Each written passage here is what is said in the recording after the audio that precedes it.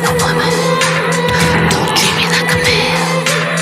Don't treat me like you know me. Treat me for just who and what I am. Now, hello everyone. I hope everybody's doing well. This is the second video of the day. You may be wondering why I decided to take the risk and start the video off with China's classic, iconic pro wrestling theme, "Who I Am," right? In which she tells people, as the song says, right, to don't treat her like a woman, don't treat her like a man, don't treat her like you know her, treat her for just who she is. Well, one, because I was always a big China fan. She wasn't the best wrestler, but she did, make a lot of waves in the business, and I'm, truly saddened by how her life ended. It's one of those things where, you wish that she just could have gotten over her heartbreak over how her tenure with WWE ended. For those who don't know, her boyfriend Triple H cheated on her with the woman who would eventually become his wife, Stephanie McMahon, and according to many fans, she more or less died slowly of a broken heart, and she fell into addiction and porn and a bunch of other things that are not exactly good for your health, and she passed away in 2016, right? So maybe this intro is a little bit of a tribute to her, to the hope of what she could have been had she overcome those issues in her lifetime. But there's actually more to this video than just waxing poetic about China's sweet short life. I wanted to really talk about this this tweet from Tessa Smith, who's also known as Mama's Geeky, not to be confused with Geeky Sparkles. Right? So she says here, as a woman and a mom of girls, I can't help but applaud Kevin Smith and the Masters of the Universe team for these realistic women warriors and the story that this series tells. Women who literally protect the kingdom for their profession should look like they can actually hold a sword. Now, I want to be clear. Miss Smith is certainly entitled to her opinion. I'm not going to razz her or criticize her for applauding Kevin Smith. If she likes the show, then she likes the show. That's fine. The only thing I sort of take issue with here is this mention of realistic women warriors, right? Which is what I said here. With all due respect, these female designs aren't realistic. Most female martial artists, including swordswomen, are actually very slim. These women are built closer to female pro wrestlers. And of course, because I have an awesome group of followers on Twitter, I get Blazing Dragonair here tweeting me China and Beth Phoenix and Lita and many, many, many others. To which I say, thank you. I'm very happy to see those images. But here's the thing. Here's why I'm really making this video, aside to just, flex my beloved my flex on my love of pro wrestling. It's because we have two things, in my opinion, that are sort of at odds with each other, right? Which is the idea of realism in a unrealistic setting, right? Because as I said, right, or rather the disconnect here is that Mama's Geeky is saying these are realistic women warriors. The thing is, it's not. And in my opinion, realism is actually the last thing you should want to argue when you're talking about characters in a fantasy setting, especially one as fantasy driven and oriented as He-Man, right? This isn't one of those series that kind of is sort of unrealistic but grounded in a way. It's not one of those that sort of mix realism and then things that are unrealistic, right? This is pure fantasy. It's pure high fantasy, right? It's more or less Conan, but toned down so that kids can watch. Although in this particular series, apparently, according to Kevin Smith, it's going to be more metal, whatever the heck that means.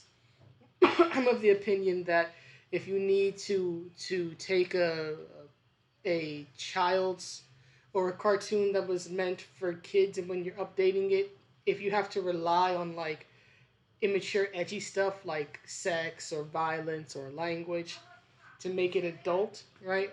If if you have to rely on that, instead of telling a story, well, then you need to work on your storytelling skills because you shouldn't need to be edgy to tell a story. Being edgy can be fun. I am very, very, very for edgy.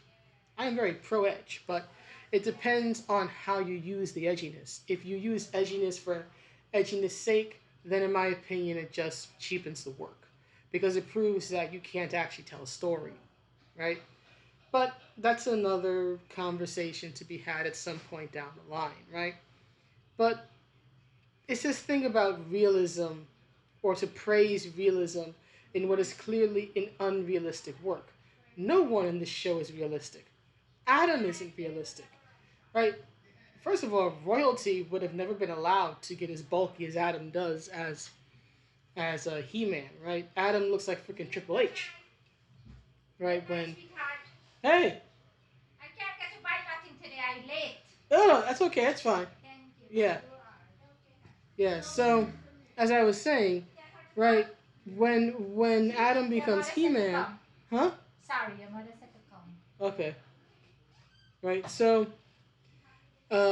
when Adam became He-Man, right, he became this muscle-bound giant, right, which is not what most male swordsmen or male martial artists look like either, right? And especially as a swordsman or a warrior, right? You typically would have to tie up your very long hair into a bun or something, or to cut the hair, and not in the style Tila has it cut either. That like undercut thing, the over under thing, right? Because you wouldn't want your hair to be sorry. I have to go check on something. Oh, the life outside of my room is hectic. But anyway, as I was saying, right, it's this idea of using the realistic to somehow praise or justify the clearly unrealistic. As I was saying, uh, there's nothing realistic about He-Man as a swordsman either, right? His size, his hair, that's not realistic either. So I just find it interesting that she would use this argument of, oh, these realistic women warriors. I'm like, no, none of it's real. None of it's realistic. That's the fun of it. That's the fun of it. None of it's realistic. Now, I know people have had issues with Tila's design, in particular the haircut, right? In particular, the haircut. I don't think the haircut's great. Personally, I wish they had gone with something else, but I'm more concerned about her personality than necessarily the haircut, because if her personality is unlikable, then, well, you're going to have a hard time, since it seems like, from what I've been reading online, she is indeed proving to be the lead of the show, regardless of what Kevin Smith was saying uh, before. Right, so having an unlikable lead, right, is never a good thing, right? So that's what I'm concerned about more than necessarily her hair or her design overall. I mean, again, I love me some muscular women. Again, I quite literally grew up. Scroll. There we go, scroll. I literally grew up. I came of age watching China and watching Beth Phoenix. Although Beth came a lot later. I was probably a young adult when she debuted. So I'm certainly by no means anti-muscular woman. It's just, in my opinion, don't use realism to try to justify or praise something which is clearly unrealistic. These type of designs, particularly in the arms, for these particular female characters is nowhere near realistic. If you're going to be using a weapon like a sword, what you need to focus on less is muscular bulk and more on muscular endurance, right? This is just as unrealistic given the situation that they're in the role they're supposed to play, as Abby's crazy bulky body in The Last of Us Part 2. It's not unrealistic in the sense that it could never happen in the real world. It does happen in the real world. Real female wrestlers exist. Real women who are as bulky as Abby do exist. So it's not that it's unrealistic as in it could never happen in reality. It's unrealistic in the sense of it does not fit in this particular setting given the role of the character. That's what makes it unrealistic. And unrealistic in something like this is perfectly okay. It's perfectly fine. No one is demanding realism. So I don't quite understand here why Miss Smith used the realistic woman warrior argument for something that is clearly not and was never meant to be in any way realistic. As many people have pointed out, especially about the original show from the 80s, it was designed to sell toys. Toys do not depict realism. They depict fun, right? They depict fun. So, if she enjoyed this show, I'm very happy for her.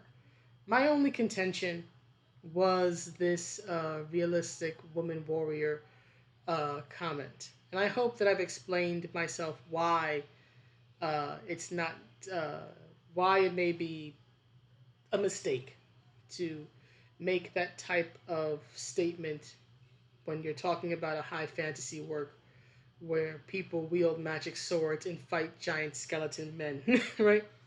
But anyway, that's the video. Please let me know what you think, and I will see you on the next one. Have a good day or night wherever you are.